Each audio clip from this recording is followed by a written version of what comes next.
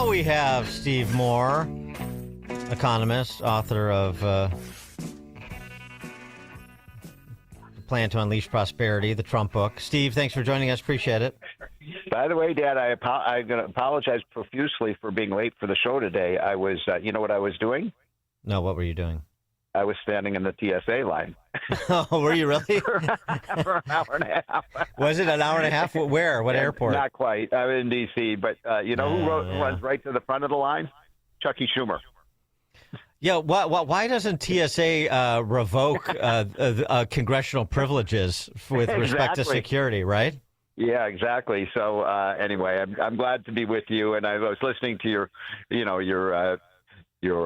segment on what's going on with the fraud. And I'm here to tell you, as a budget analyst in Washington for 40 years, we could probably cut as much as $1 trillion out of the federal budget if we just eliminated the fraud. But nobody in Washington, especially Democrats, even want to. In fact, what's the name of the guy, Shirley, who has been exposing all this? Yeah. Yeah, Mm-hmm. I think what's the most amazing thing about this story, I mean, here's a guy who's a hero for exposing the theft from American taxpayers. And the liberals say he's the villain. How dare he go into these places and expose the fraud? You know what a heartless person he is. You know what the amazing thing about it is how easy it is to find it. If you were interested to look, it's so readily apparent. It's so brazen.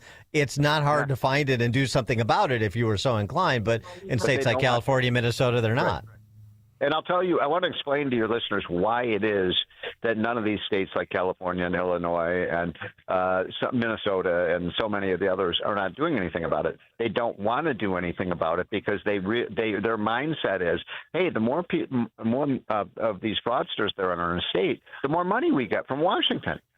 So the incentives are to encourage and reward the fraud, not to end it. And so this is why it is out of hand in every single government program, whether it's food stamps, whether it's child care programs, whether it's Medicaid, Medicare. I mean, these programs are being ripped off routinely. And finally, we've got one man with the camera. By the way, where are the members of Congress? Where is the General Accounting Office? Where are the auditors looking at these programs? I mean, they are asleep at the wheel. It's incredibly frustrating. That's one of the reasons we're running a $2 trillion budget deficit every year.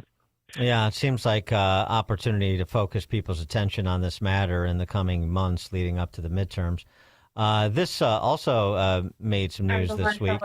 You and Art Laff are writing about Washington State couldn't resist it, and now Howard Schultz has to leave.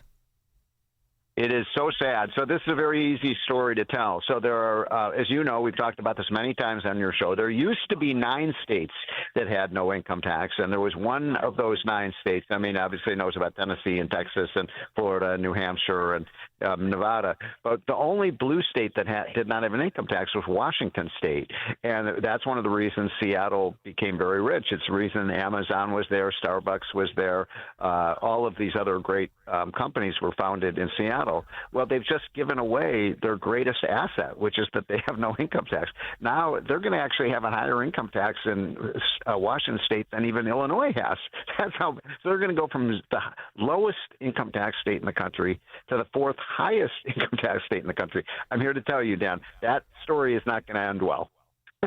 Yeah, I mean, it's and frankly, you mentioned Illinois. You know, people forget there was a long time until the Constitutional Convention on 70, no income tax in Illinois. Exactly. So people should look at our piece in the Wall Street Journal. So Laffer and I looked at there are 11 states since the early 1960s that have adopted an income tax, and I believe Illinois is one of those 11. And all those states were doing very well, and then they adopted an income tax, and every single one of them. Not 8 out of 10, not 8 out of 11, not 9 out of 11, not 10 out of 11. All 11 have completely lost ground to all the other states in terms of population, in terms of income growth, in terms of job creation. They all have hit the bottom of the heap. So why would Washington State given this evidence, the states that are growing have no income tax, and the states that are falling are the states without income taxes. Why would they move? I mean, these are the people who preach about, follow the science. The science is pretty clear about here. The worst thing you can do for your state is to have an income tax. If Illinois is serious about trying to be the economic powerhouse that it once was, the solution to that is very easy. And your income tax. And the businesses will come back. But they're talking about raising the income tax, not lowering it. Of course. You note in your piece, since Illinois added its income tax in '69, and of course it was under Republican Governor Dick Ogilvy. Of course, a Republican. I remember that. Yep. And since its national population has Illinois' population, its share of the national population has sunk by 40%. Yeah, of course we're hemorrhaging people. It's not just because of that, but it's because of policies like that. So there were those 11 states that adopted an income tax. In 1960, those states had about 35 to 40% of the country's population. Now they have less than 20. Shocking.